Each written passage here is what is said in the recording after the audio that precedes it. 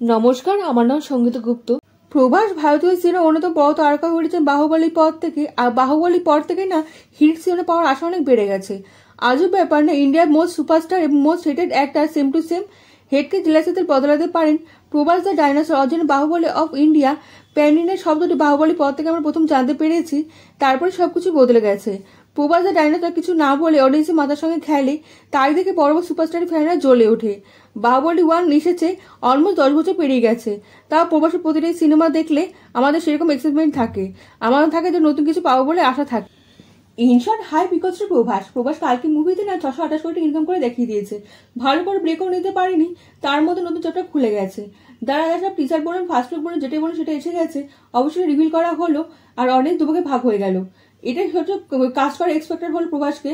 প্রভাস কোনো সিনেমাতে কাজ করা মানে অনেক দুভাগে ভাগ হয়ে যায়। যেমন রাজা সাহেবের সঙ্গে হয়েছে, রাজা সাহেব 50 সেকেন্ডে ভিডিও এসেছে, লোকে জাজমেন্টে পাস করছে, লোকে বলছে রাজা সাহেব পার্ট 2 আসছে মানে 100% ফ্লপ গ্যারান্টি। রোমান্স টপিকও এক, সেম টু সেম ভালোবাসা রয়েছে, সেই একই রকম গাড়ি দেখানো হচ্ছে, প্লাস প্রভাসের সফট স্কিল দেখানো হচ্ছে। প্রভাস সফট স্কিল দেখানো হলে ছবি ফ্লপ হবে বলে অভিযোগ করছে।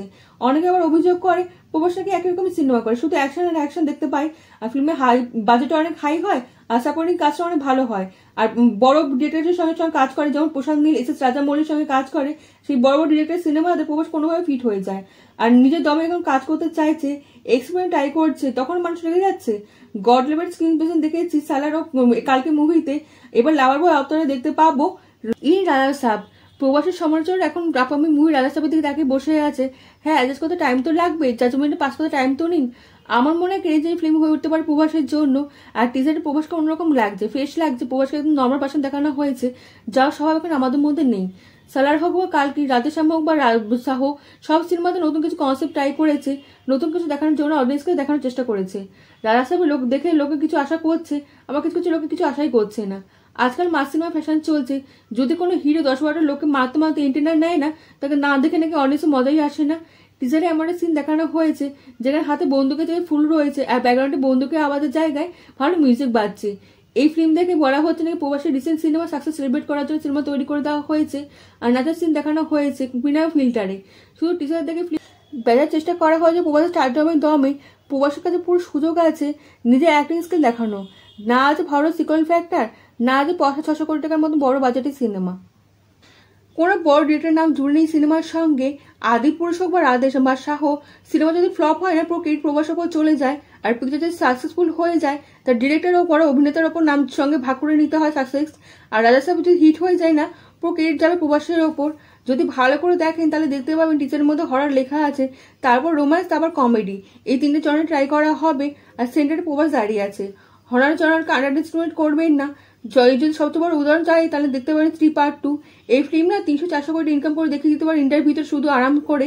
ইন্ডিয়ার বাইরে তো কত ইনকাম করে আপনি ভাবতে পারবেন না। ইন্ডিয়াতে না হরর সিনেমার ফ্যান অনেক রয়েছে, আর হরর সিনেমার সঙ্গে যদি প্রবাসের নাম জুড়ে যায় না, শুধু ইন্ডিয়াতে নয় ইন্টারন্যাশনাল মার্কেটেও বক্স অফিসের কালেকশন ভালো করে দেখাতে পারে। তামিল, তেলেগু, কন্নড়, মালায়াম প্রতিটি ভাষায় মুক্তি পেতে চলেছে। প্রবাস অভিনীত সিনেমাটি দক্ষিণে বাজার ভালো ইনকাম করে দেখাতে পারে, আর সিনেমাতে ভিএফএক্স ভালো ব্যবহার করা হচ্ছে, আর সিনেমাটির অভিজ্ঞতা যা দেবেন দর্শক চমকে যাবে।